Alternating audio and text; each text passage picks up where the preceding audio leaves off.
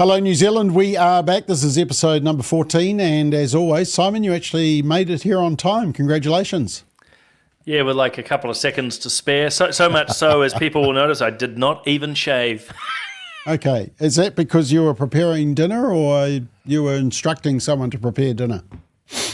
I'm a really bad man insofar as, or maybe I'm a stereotypical man, Bob. I can't even multitask. So actually, I've been trying to put things in a storage shed, cook a lasagna, and then talking to a couple of agents who have turned up at the door. So, yeah. Is that like secret agents? Secret agents? No, not that sort of agents, just some others. Let's just put it that way. There we go, a bit of mystery. Okay, well, we've got a full quota on the board, so we really need to get into it. And to be honest, I've actually added a couple of breaking news items, and that is firstly this particular one, and that is that the Midwifery Council have come back with their revised scope of practice because they got such a furor when they tried to remove woman and baby in sort of biological terms.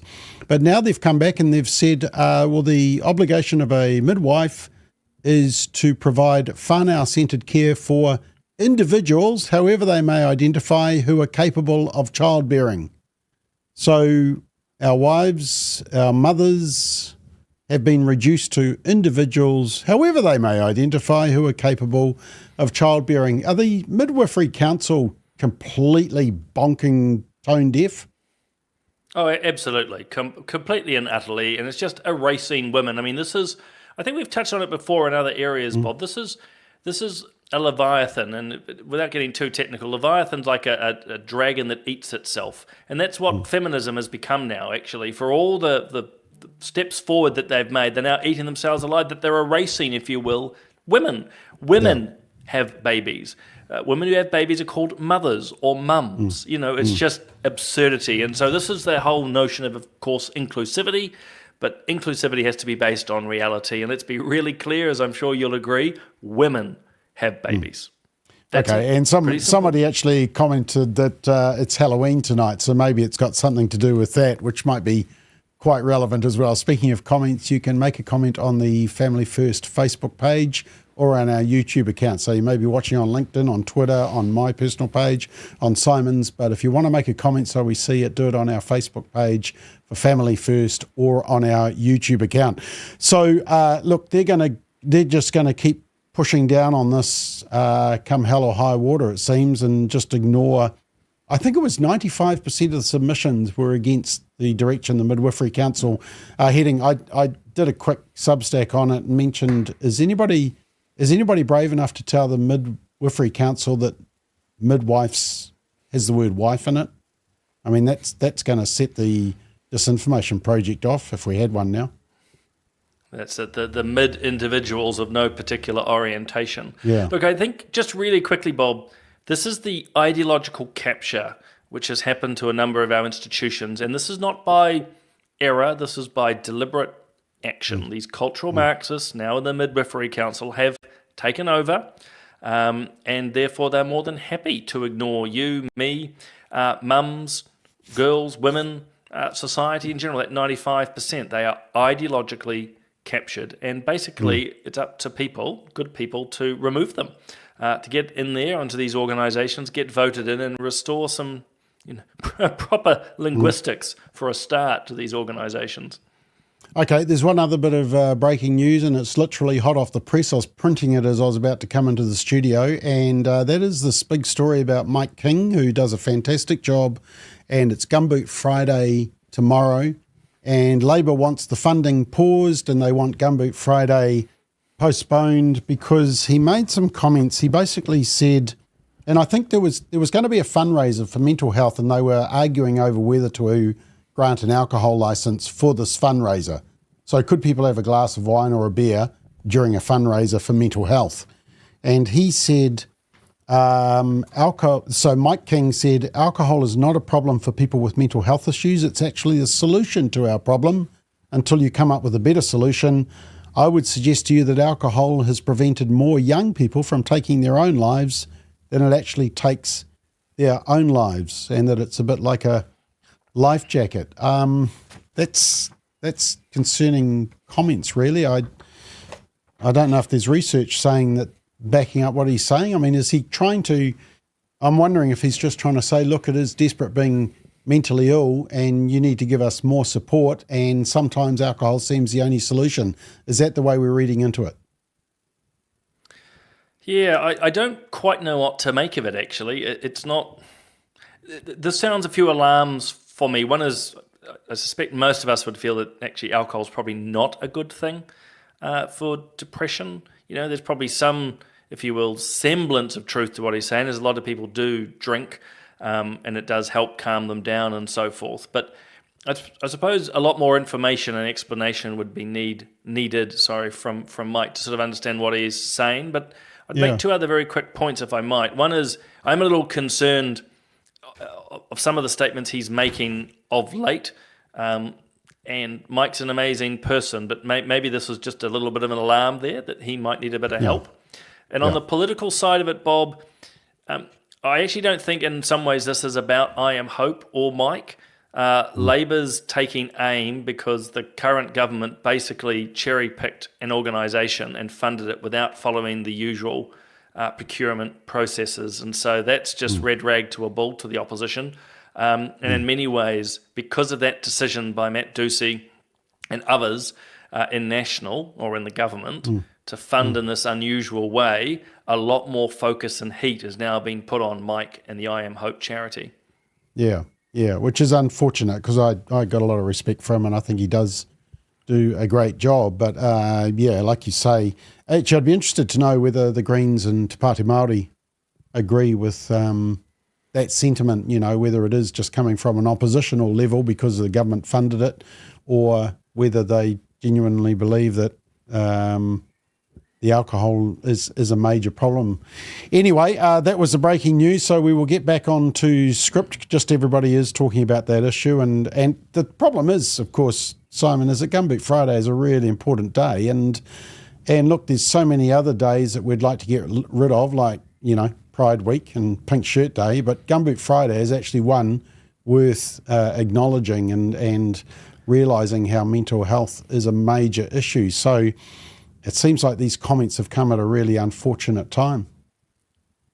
Look, they have, and I think it's really important to reiterate, Gumboot Friday is great. What I Am Hope has done, what Mike and his team have led, has just been quite amazing and transformative for many people's lives. I just unfortunately think the political decision to fund his charity made in such unusual circumstances has basically drawn the ire of the opposition. And I better stress, it wouldn't matter who's in opposition. They're now really asking questions. And so, for better or worse, Mike and his team are going to be put very heavily under the spotlight, and every comment, thought, suggestion. So that's been the flip side of that governmental decision, shall we say. Yeah. Okay, let's get into our first topic, and that is at the Ipsos New Zealand. I already did that one. Let's get into that one. The Ipsos New Zealand Issues Monitor. So this is a survey that is done, but it looks deeper into some of the issues.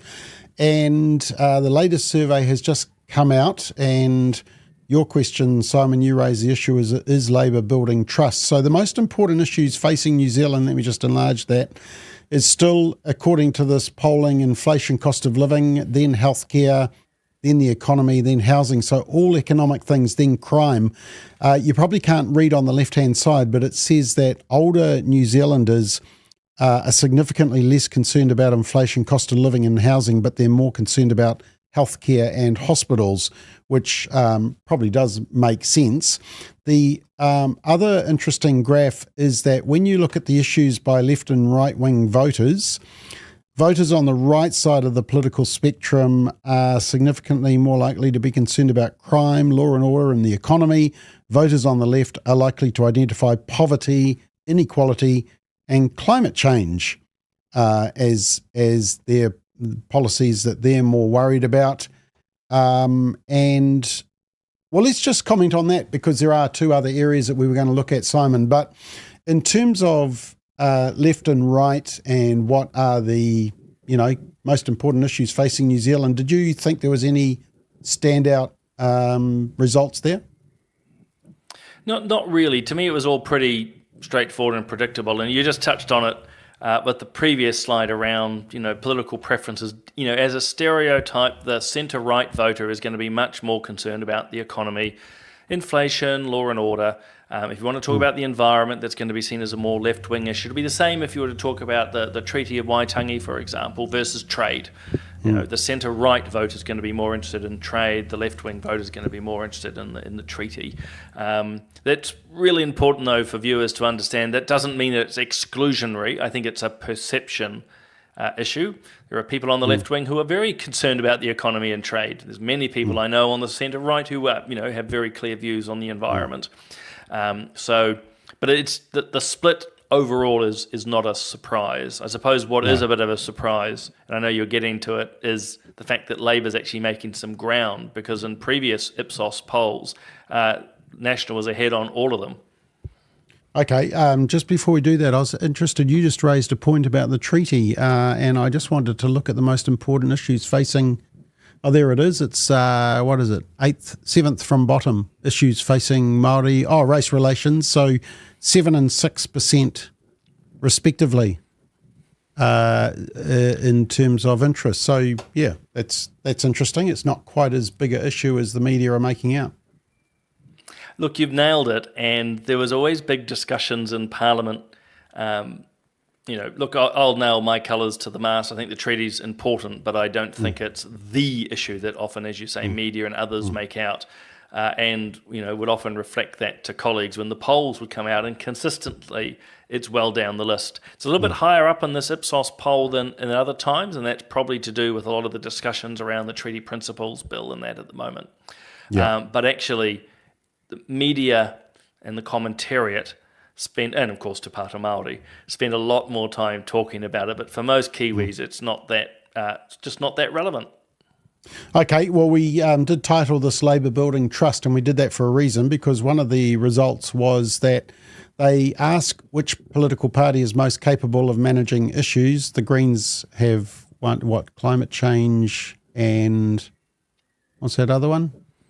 I can't read it from here. My screen's far too small. I can see you put up an image, but I can't read it even with my glasses on. We're showing our age. But what it is showing is that the National Party, so the Blue, is most capable of managing 10 of the top 20 issues, and Labour is perceived as capable of tackling 9 of the top 20, which is up from 4. So basically what that's saying is, I can see it now, it's environmental pollution. So the Greens are into good at climate change and environmental pollution. Thank you, Gordon. He just enlarged the screen for me. I just remembered how to do it. So the interesting thing is that people think that Labour can solve some of these problems. So that's what you were saying, is that people are thinking, maybe this government isn't solving some of the problems and there's these other ones. Is that what you're saying? Yeah, I think this is probably a case of more of a National losing than the Labour winning, if I could phrase it that way, Bob. So previous Ipsos polls had National pretty much ahead on almost every metric, probably not treaty issues if memory serves me right, or the environment, but economy, law and order, health, education, National just sort of wiped the floor.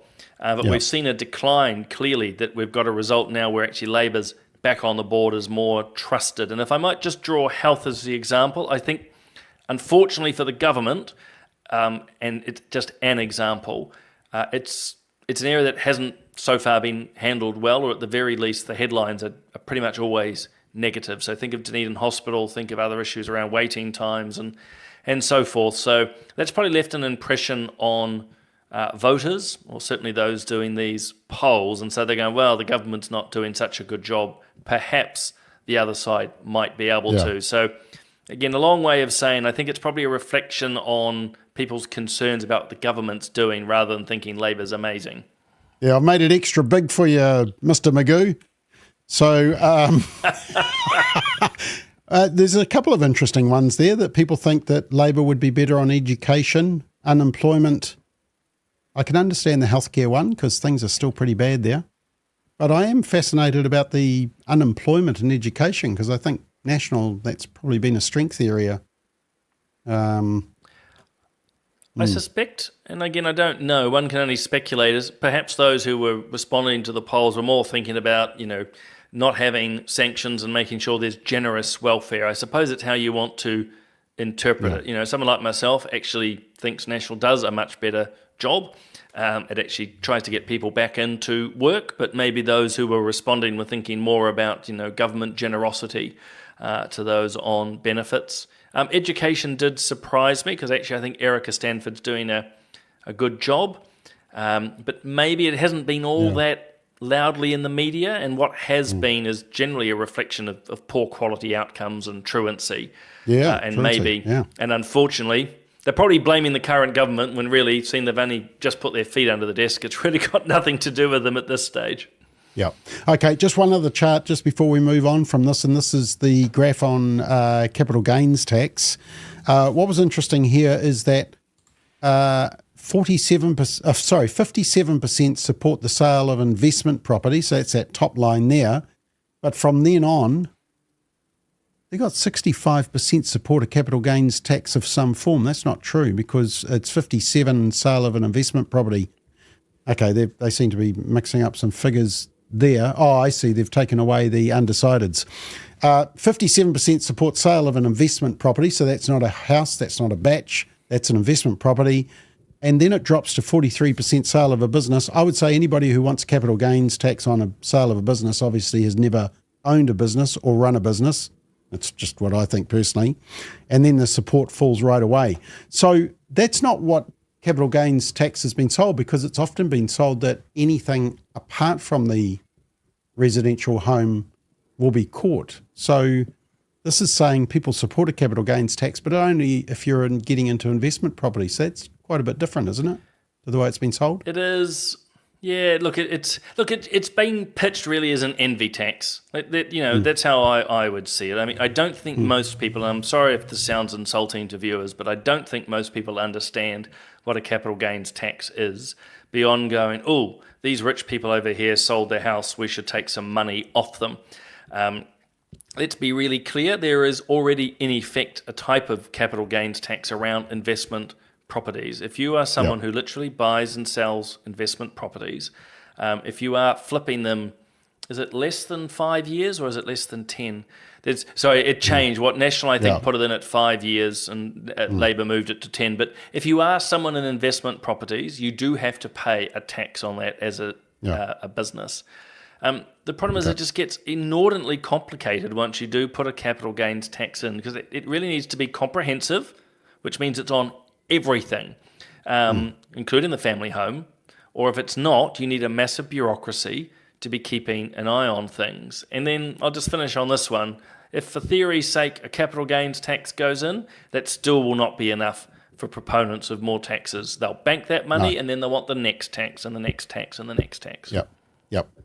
Okay, let's move on. And topic number 3 is the Herald did an editorial, and they think that, well, let me just read what they say. Why are we still wasting police time on cannabis when more serious crimes are happening daily?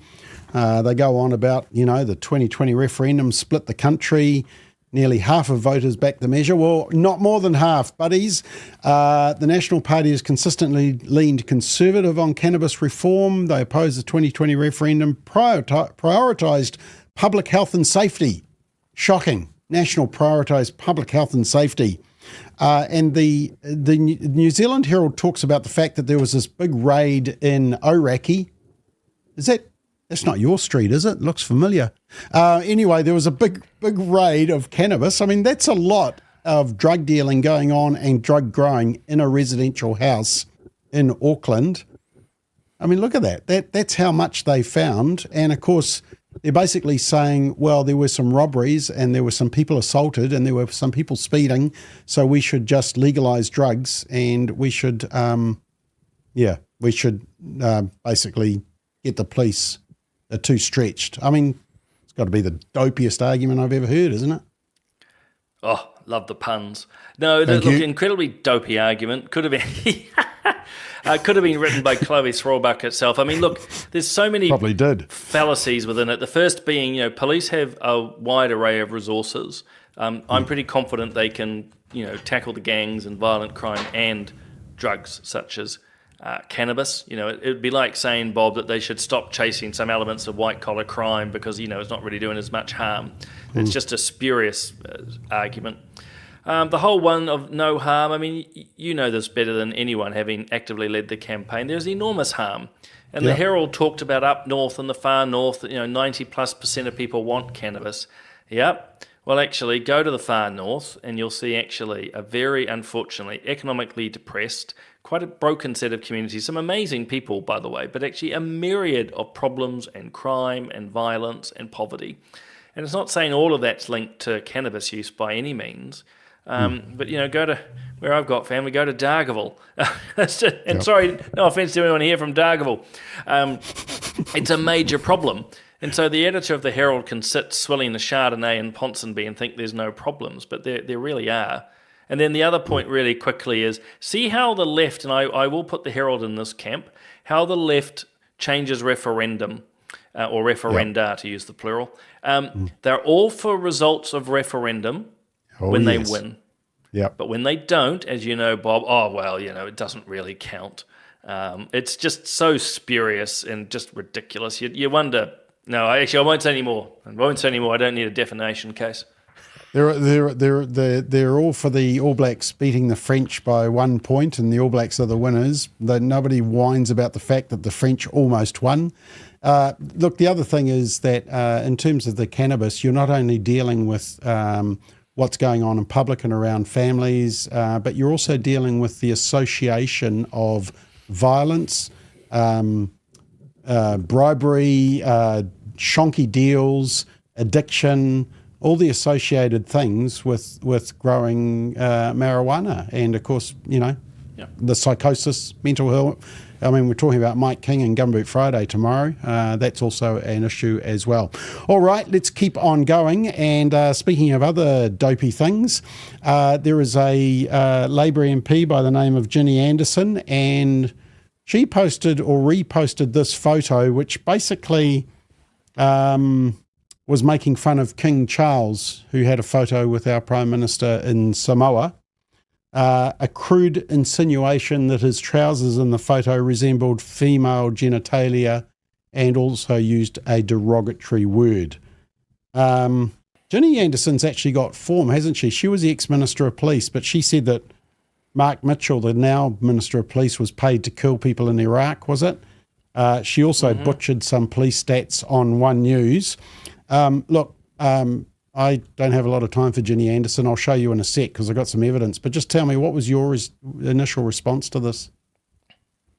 Oh, I thought it was disgraceful for a whole number of levels. But I mean, in some ways, it shows, as your title says, it shows the form of people. And, I think these moments are actually good insights into members of Parliament and what really is going on in their minds and hearts. I mean, it was just a nasty, low blow to anyone. I mean, at the end of the day, yes, Charles is our king, and actually respect is important. She has sworn an oath to him, and whether she likes it or not, it's an oath. And if she doesn't really take it seriously, you have to ask yourself, what else does she not take seriously? But I just thought it was a nasty, low, petty, pathetic blow.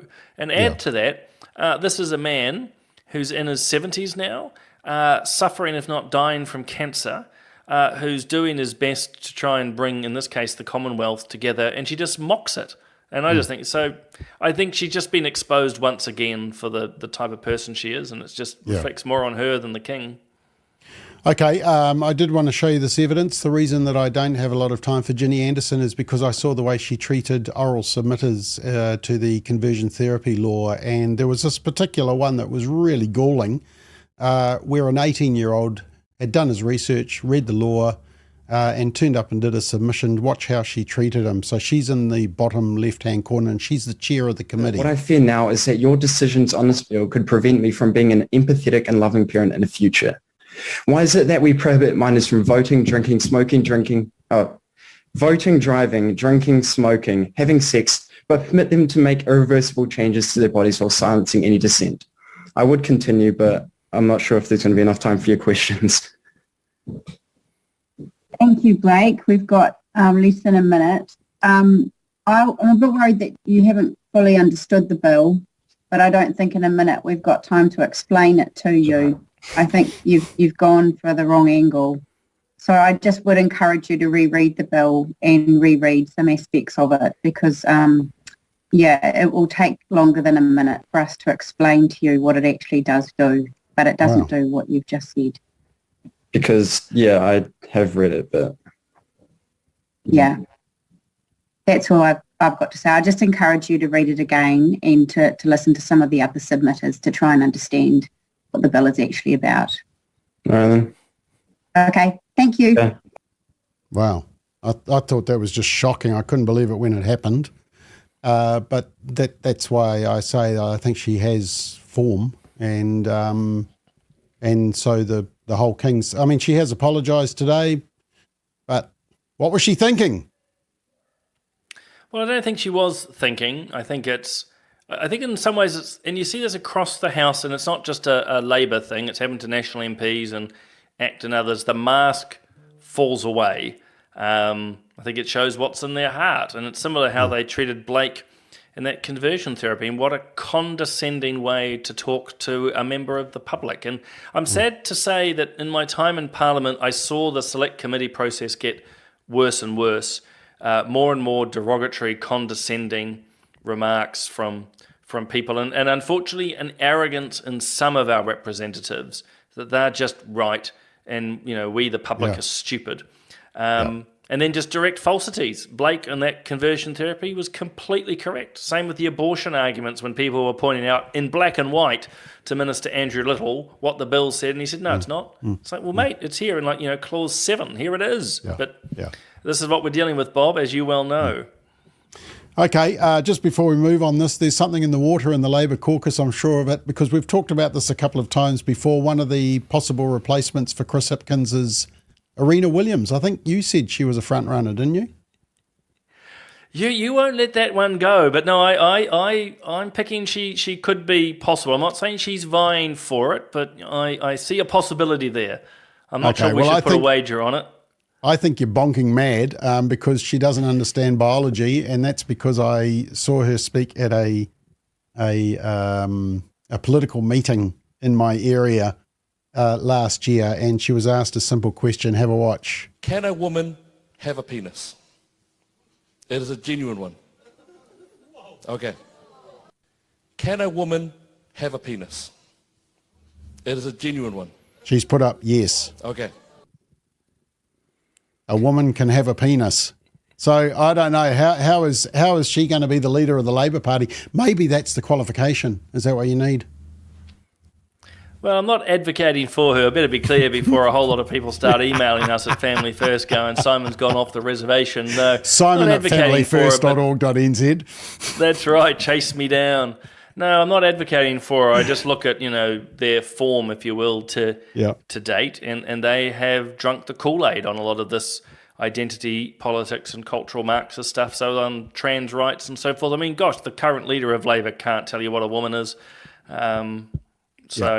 That's the trajectory they're on at the moment.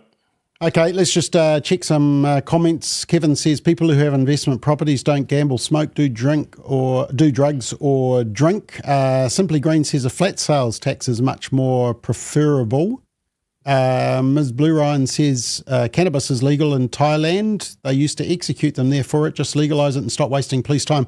In fact, Thailand have reversed that decision and they're going back because they've seen the fallout from that. RP says Kamala said she will make weed legal. I'm sure other Western countries will be doing the same. Must be a global agenda. Of course it is. Sue Edwards says investment properties are a business. That's true. That's what Simon says. If you're investing and selling on a regular basis, it's a business. Joe says trying to shut him down, bad form Ginny. That was on the oral submission. On the clip we just watched, Stephen says the mask fell away and the true colours showed, and Ben says depraved heart and mind. Right, let's move on to the next topic. And a report came out regarding Pacifica. It was done by the Salvation Army, the Social Policy Unit. I just wanted to show you 4 quick graphs, Simon, because when I read the report, I was quite concerned about what it was showing. The first thing is it shows that the green line is Pacific people, the orange line is general population.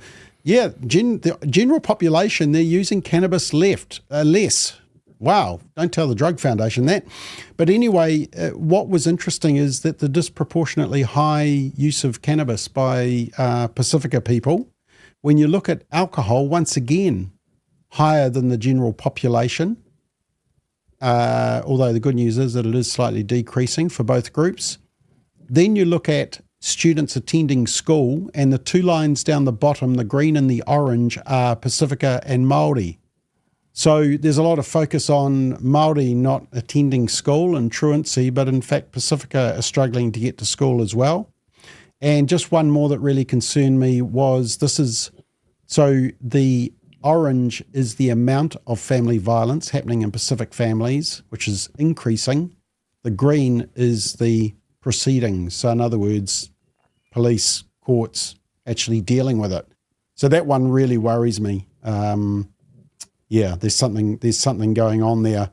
What does it say? Number of proceedings per victimization. So then the proportion of proceedings per victimization. That's why that far one out the left is higher, because that doesn't quite make sense. But anyway, what was your response to those statistics? I mean, we hear a lot in Parliament about the need and the plight of Māori, which is true, but we don't hear a lot about Pacifica, do we? Probably not as much as we ought. I mean, there are times, of course, and certainly in Parliament, lots of discussion, obviously, Māori and their needs, but there's often references to Pacifica. It's not completely unknown. I don't think any member of Parliament, for example, Bob, will be surprised at this report. But I think it's good that the Salvation Army has highlighted it, because actually there is a risk in New Zealand's public policy of sort of a Māori and everyone else, where actually we can see that, there's high needs within Māori communities. There's high needs too within our Pacifica communities. And I'd also make the point that, when it comes to drug and alcohol use, my experience, not direct experience, I better add, but, dealing with different people. Thank you. Other categories or other groups are better at hiding it. So certainly in my time in Parliament, if you went down to suburbs with a higher Māori Pacifica, drugs and alcohol issues were really prevalent. But if I went to the really wealthy areas, and you just mentioned one of them where the cannabis got hauled in from, it's more hidden. So what I'm trying to say, it's there as well, but it can be more hidden. But I'm just really pleased. I think the report sheds an appropriate light, and hopefully this gets government to go, okay, we have to address inequalities for Māori, but also Pacifica, and actually anyone else who's in need. In many ways, Bob, my final point is we don't need to make this a racial issue, actually. Exactly.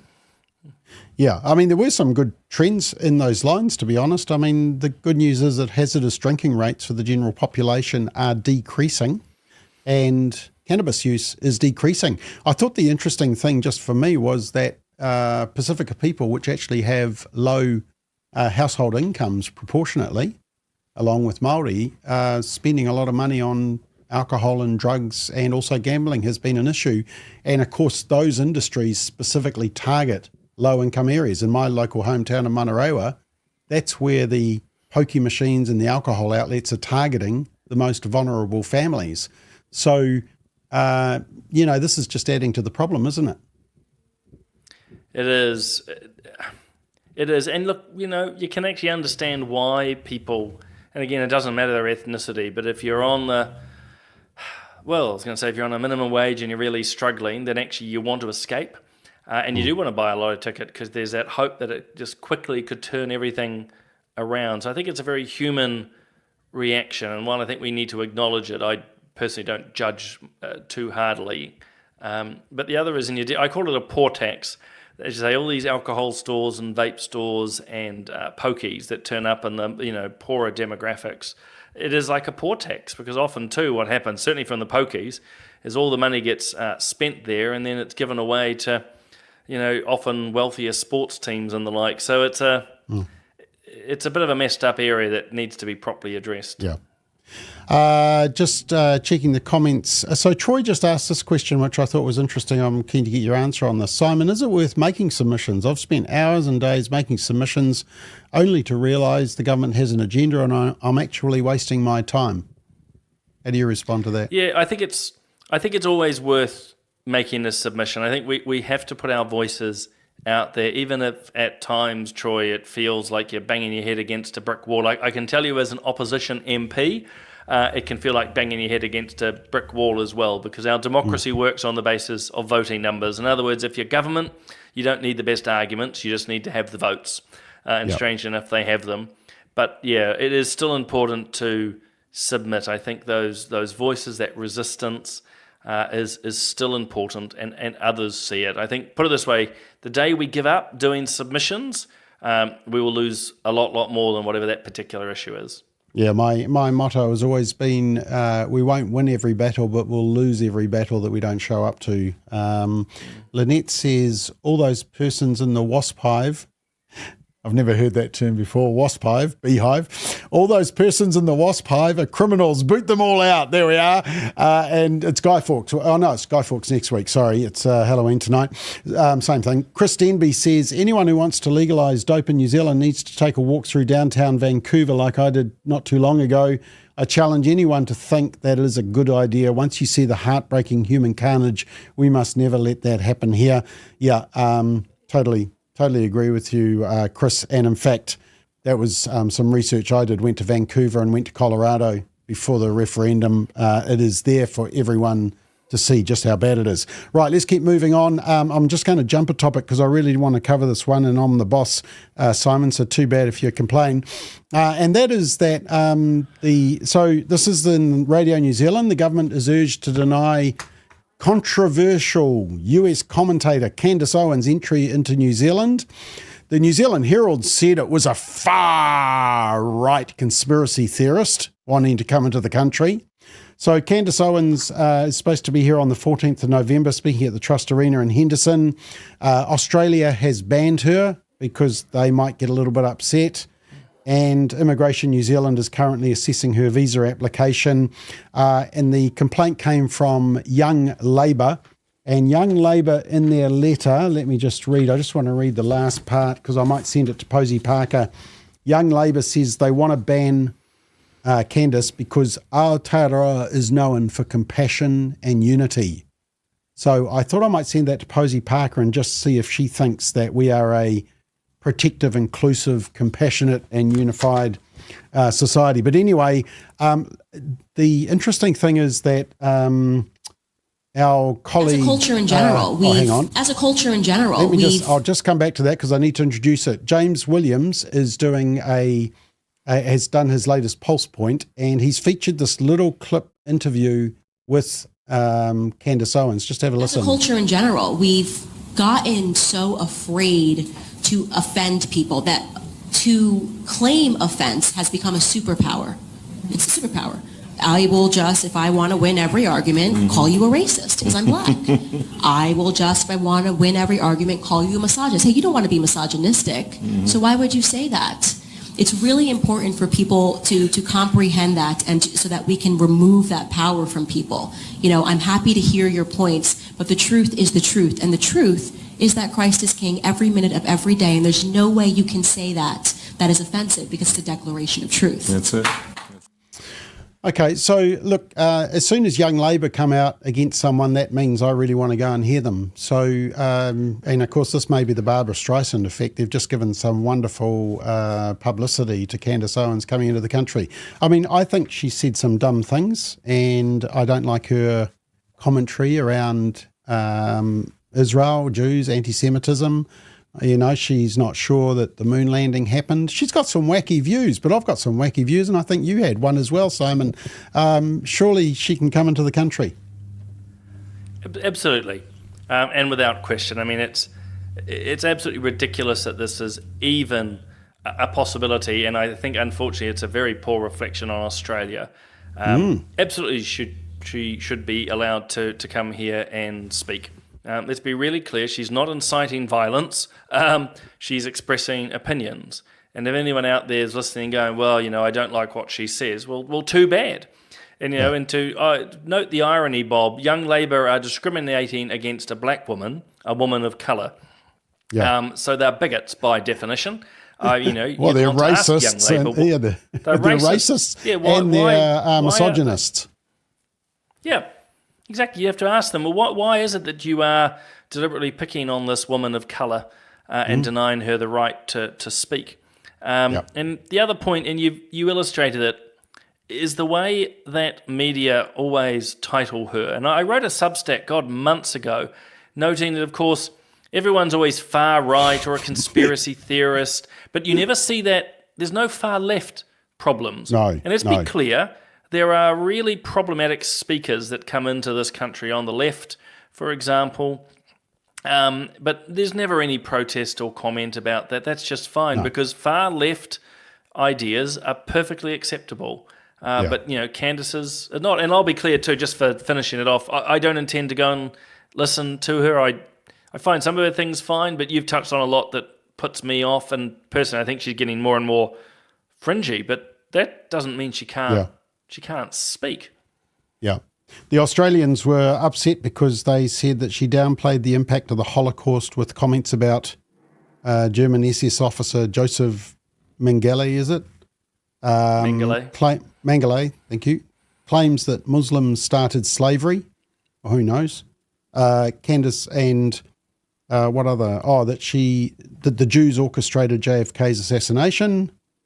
And she believes there was no moon landing. So she's offended. Personally, I find just about all of that crazy. It's all crazy stuff to me, but that doesn't mean she can't speak. And it sounds crazy. I'd like to hear what she actually said in context, because given the way the media cover what Donald Trump says, I wouldn't trust the media as far as I could throw them when they quote controversial comments, especially from far right people. Look, exactly right. And, people need to be really aware that people across the political spectrum hold a range of views and say crazy things, which you're never going to have those mentioned. In fact, you pointed out on your social media in the last 24 hours some of the things which Kamala Harris was saying. I know this is about New Zealand and what was happening with Trump, and all that New Zealand media reported was puff pieces on Harris and nothing about what Trump was doing, nor about the incredibly offensive comments by Biden, who basically did a Hillary Clinton, who called the Republicans deplorables. Well, he's now gone out, Biden that is, and called them all garbage. But you don't hear much about that in New Zealand media, do you? Well, I'll be really interested to monitor, because we watch the news so that you don't have to see if they cover Donald Trump getting in a garbage truck on the tarmac and driving it around today, absolutely trolling those comments about half of America being garbage because they might vote for Trump. And then there's some memes going around showing Donald Trump serving fries at McDonald's and then driving in the garbage truck. And the meme says, the economy's so bad that families have to have two jobs now, working at McDonald's and at the garbage place. Some people think that McDonald's is also the garbage place, but anyway, we won't go there. Now, look, we just need to do one more topic. We've got about time for one more topic. Do you want to talk about beneficiaries or about David Seymour's interesting comments about swastikas? You can choose, Simon. Do the latter. Let's keep on a free speech side.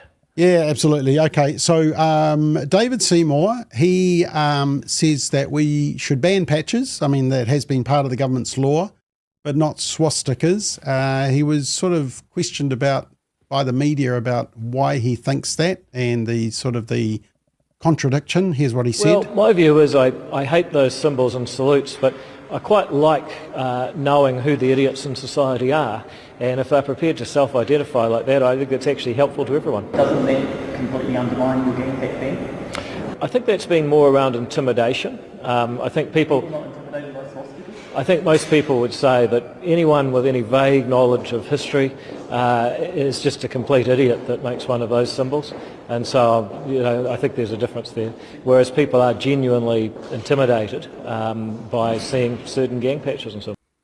Okay, so I think that intimidation argument does work, but then he was asked, well, why don't you just ban the use of swastikas like Australia has? Now listen to his answer, because his answer could be used to say, well, we shouldn't ban gang patches either. I think it would probably not get us very far. I think you'd probably run into all sorts of Bill of Rights issues. And I think you'd also find that you're in a position where, what do you achieve? I mean, you talk about a tiny minority of incredibly stupid people. If they're prepared to self-identify, let's let them. Okay, so it seems to be a bit of contradiction there. Do you think he's fair in saying they are different? No, there's no real difference. Look, I'm actually someone who's been a little bit uncomfortable with the ban on gang patches, not because I have any sympathy for gangs. I think it can be intimidatory and so forth, but I think it's a fraught area around expression, and we don't have time to get into the nuances, Bob, but what has just been played in that interview shows you the glaring inconsistencies that are now out there. And, so David Seymour in this case, but perhaps representing his party or maybe even the wider government, are tying themselves in knots. So, patches, banned. Swastikas, okay. It's like there is no logical reason to differentiate. And also, he doesn't show much knowledge of cultural history, because actually the swastika is far more than a Nazi symbol. In fact, you see in a lot of Hindu symbolism, it has a whole different meaning as well. So it's just an inconsistency. And actually, kudos for a change, Bob. Kudos to the media calling them out on it, or showing up in this case. Okay, the funny part was that they were covering the gang ceremony because there was some funeral or something, and so rather than wearing the gang patches, the gangs were doing Zig Heils and swastika signs. So that sort of confused the whole what should we ban and what should we ban. I mean, it's free speech absolutists like you and I are, believing in free speech because people should be entitled to reveal how dumb they are.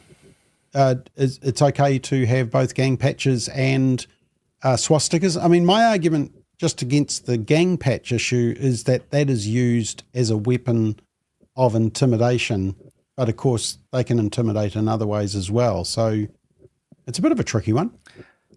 It is. I think in many ways, it's like squeezing a balloon. And so you've just illustrated what happens. So like when you squeeze a balloon, it shrinks in one area, but it pops out somewhere else. And you've seen it with the ban on gang patches. Okay, we're not going to wear patches, but instead we'll drive on our big, loud motorcycles, and we will, I think it's Black Power is the big one, into using the Sig Heil. I think it's the mongrel mob that bark like dogs, or maybe I've got it around the wrong way. But they'll find other ways to, if you will, express themselves and intimidate. I'd much prefer to know, actually.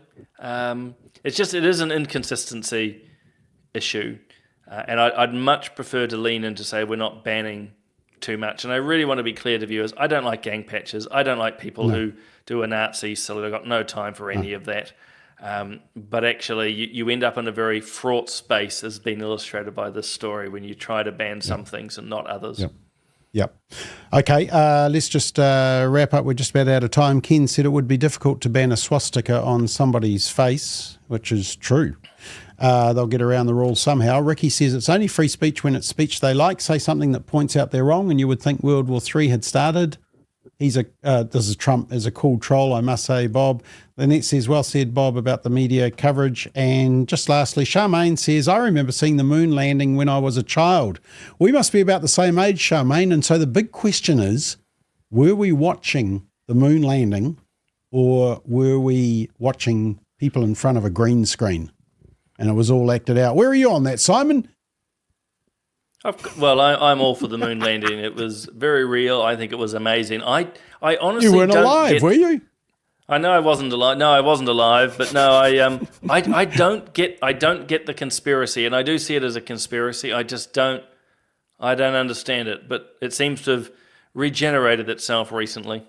I know. Okay, I can still remember sitting in Prima 3, Papatoe Central School, with my legs crossed, and we were all listening to the broadcast on the. We weren't watching it, didn't have TVs, we were listening to it in class. And it was pretty amazing. Still seared in my memory. So there we go. Right, that's a fact you didn't need to know. Simon, thank you very much. Great job. And Straight Talk will be back on Monday night. It's a big week next week. Elections next week. What do you think we'll talk about next Thursday, Simon? We might cover something. The price of broccoli. Can I afford a razor blade? Exactly right. All right, we've got to go. Sorry, we've gone over time. Team, thanks for watching, and we will be back same time next week for Political Playback. Have a great week.